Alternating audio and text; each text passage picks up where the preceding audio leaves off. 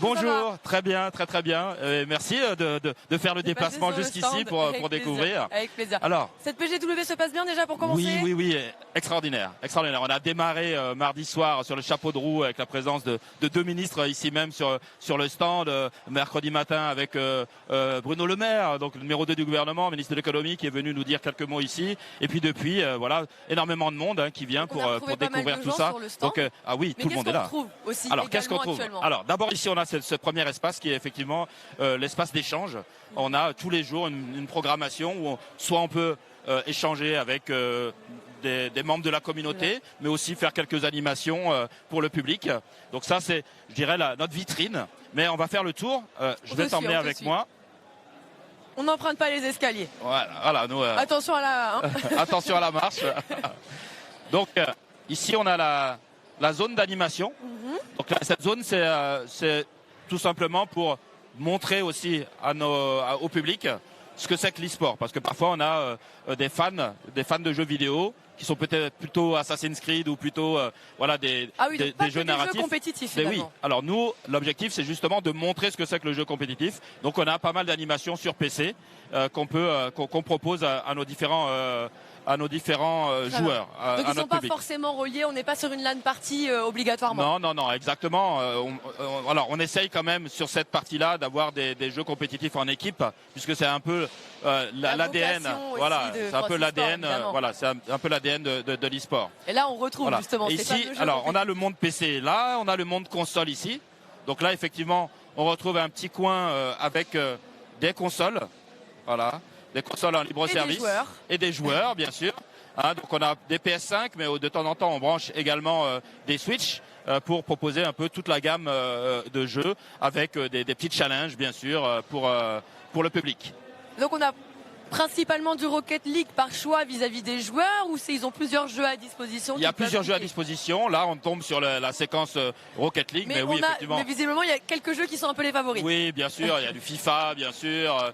On va avoir les jeux de combat. Voilà. Donc tout ça, ce sont. Là, on est dans un moment de challenge. Donc effectivement, on est plutôt sur la partie Rocket League.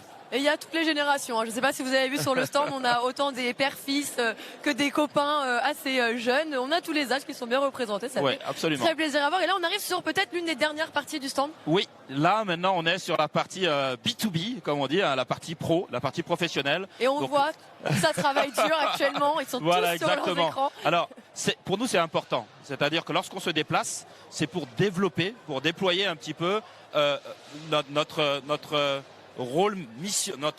mission principale, faire parler nos partenaires entre eux, nos membres entre eux. Voilà, les mises en relation. Donc c'est vraiment la zone de meeting. Donc là, on a tous nos partenaires et nos membres qui prennent leur rendez-vous ou qui viennent tout simplement. Donc on évite de trop se rapprocher d'eux pour pas entendre des conversations qui il y a peut-être des contrats à quelques millions de dollars qui se négocient par ici. On a un petit bureau derrière qui nous permet aussi d'avoir des rendez-vous un peu plus, on va dire, privé. Confidentiel. Confidentiel, exactement. Donc ça c'est pour nous, on a commencé ça à Paris Games l'année dernière, on l'a éprouvé à Vivatech, au salon Vivatech, où on a vu que c'était très attendu par nos membres, ces petits espaces où on peut effectivement échanger. Et justement, vous avez votre propre espace, mais cet espace se trouve quand même au cœur d'un grand espace, puisqu'on est très près de la grande scène, mais aussi d'autres spots qui ont surpris beaucoup de visiteurs cette année. C'est donc le premier FISE, on reviendra tout à l'heure plus en détail là-dessus, mais c'est surtout les stands des fédérations. On retrouve le stand de la Fédération française de basketball, typiquement. Absolument. Pourquoi c'était si important? Pourquoi vous avez justement décidé que c'était aujourd'hui important que ces fédérations aient une place aussi prépondérante dans un salon tel que la PGW?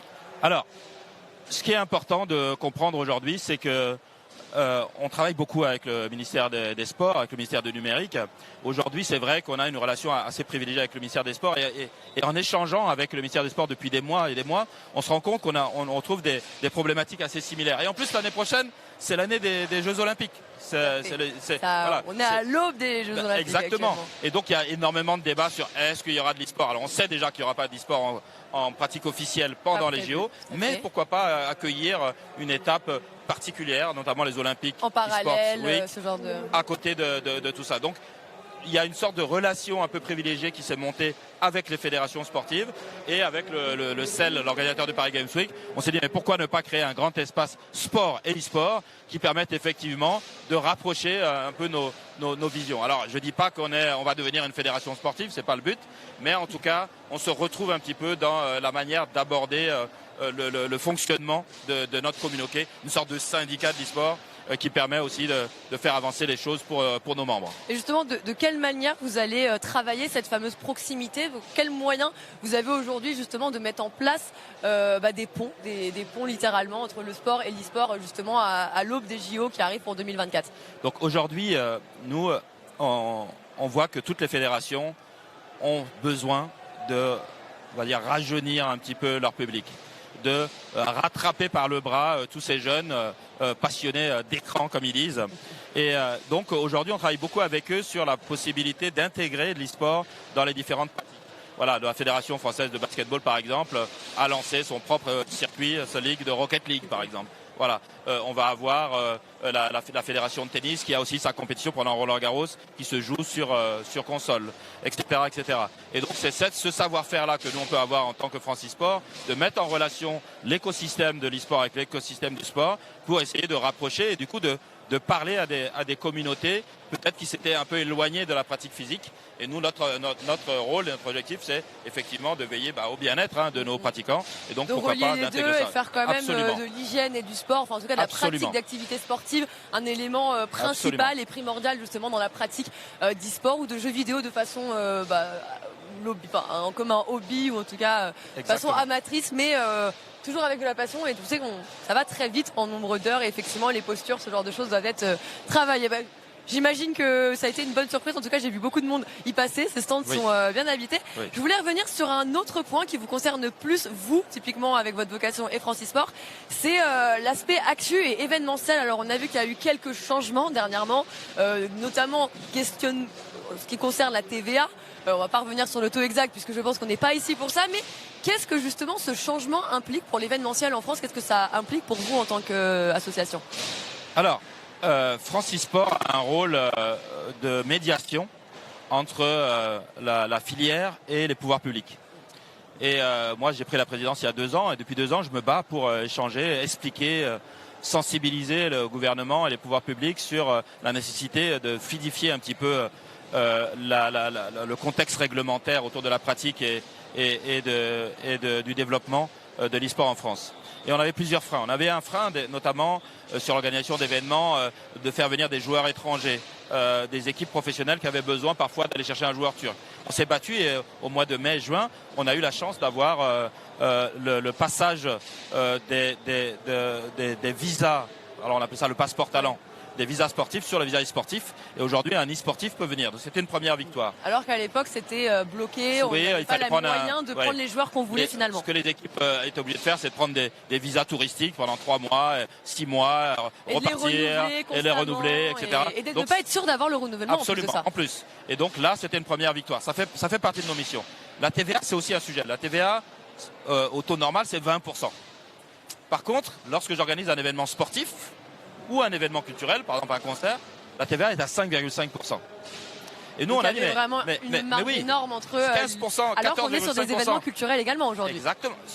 Sportif et culturel presque, puisqu'on a des compétitions finalement. C'est vrai. Et donc ça fait des années, depuis 2016, c'est l'une de nos premières revendications, c'est un alignement de cette TVA e-sportive sur la TVA sportive et culturelle. Et effectivement, donc il y a 2 semaines, on a eu cette immense surprise, alors qu'on sait que dans un contexte économique très difficile, d'avoir cet alignement de cette TVA qui passe donc de 20% et à 5,5%. Alors pour répondre à ta question, qu'est-ce que ça veut dire? Parce que pour la plupart des gens qui nous écoutent... Qu'est-ce que concrètement ça va apporter? En quoi c'est une réussite et un succès? 2 choses. D'abord, pour toi et moi, lorsqu'on va aller sur certains événements, on l'espère, une partie de cette baisse de TVA, c'est-à-dire qu'un billet qui était à 120 €, c'est cher, mais bon, 120 € pourrait potentiellement passer à 105 €. Alors, on imagine bien que les organisateurs d'événements vont regarder une petite partie, mais peut-être que ça permettra. J'en parlais avec Arthur. Et les rendre plus accessibles déjà. Oui, dans absolument. un premier temps. J'en parlais avec Arthur qui me disait, par exemple, le dernier KCX, le ticket d'entrée entre guillemets pour venir, c'était 35 €. S'il avait été s'il avait eu cette TVA-là, il aurait peut-être fait à 29 ou 30 euros. On aurait pu rebaisser les prix pour permettre à des gens justement de ne pas avoir une énorme somme à investir. Donc ça veut dire que normalement, pour toi, moi, pour tous les fans, on peut imaginer qu'il y aura une légère baisse de TVA. En tout cas, il n'y aura pas une hausse des prix. Ça, c'est la première chose. Déjà, c'est un gel sur ce qu'on connaissait déjà en termes de tarifs. Oui. Mais là, du coup, on pourrait encore descendre. Voilà, pour le public, les visiteurs, normalement, on ira un petit gain. Et puis, il y a aussi le côté de l'organisateur. Moi, je suis organisateur d'événements. Potentiellement, sur 100 000, ça veut dire que j'avais 20 000 euros de TVA. Peut-être que j'aurais plus que 5 000 euros de TVA. Je gagne quand même. C'est un changement drastique. Et ça va me permettre peut-être de réinjecter. De développer d'autres choses. Peut-être que j'hésitais je sais pas, à faire venir un talent, un influenceur comme on dit, parce qu'il me manquait un petit billet de 5 000. Là, je vais peut-être pouvoir le faire. Donc voilà, pour nous, ça a un impact énorme, important pour le développement et de l'économie du secteur et l'accessibilité des fans. Ça en fait des bonnes choses. On continue à se battre, il y a encore plein d'autres choses à faire. Justement, alors j'imagine que les projets sont nombreux. Est-ce que vous avez des objectifs déjà dans un premier temps avec votre présence, même si on l'a un peu... on a eu l'occasion de le voir en revue, mais est-ce qu'il y a des objectifs déjà avec ce stand et surtout sur l'avenir, sur l'année, en dehors de ce qui concerne les JO et justement cet aspect événementiel? Oui, alors on a plein de chantiers qui sont sur la table. Là, on va continuer à avancer. Déjà, encore une fois, de mieux représenter la filière. Nous, on souhaite que toutes les équipes professionnelles soient parmi nous, tous les organisateurs d'événements soient parmi nous. Nous restons une association. Donc aujourd'hui, on a une certaine représentativité, mais on veut convaincre l'ensemble des membres de la filière, des acteurs de la filière de nous rejoindre. On a besoin de travailler ensemble. Donc ça c'est déjà une énorme mission. Après, on a des missions, on va dire, d'ordre public. On a une convention avec le ministère des Sports qui nous amène à travailler sur des questions d'éducation, de formation, d'éthique aussi, d'inclusivité, de mixité. C'est vrai que tout le monde le sait. L'e-sport, c'est moins de 10% de filles, alors que dans le jeu vidéo au sens large, on est à 50%. Donc il y a un décrochage à un moment donné. Il y a un moment où effectivement, on voit bien qu'il y a des choses qui retiennent les femmes de s'impliquer dans ces pratiques. Absolument. Ce sont des sujets qu'on doit adresser. Bruno Le Maire était venu et il nous a fait remarquer. Voilà, il va falloir féminiser un peu la pratique. Donc ça, c'est des chantiers sur lesquels on va travailler. On travaille avec les différents acteurs. Bon, évidemment, tout va pas se faire en 24 heures ou 48 heures, mais on doit adresser absolument tous ces sujets. Et puis, il y a aussi la question on va dire, du rayonnement international de la France.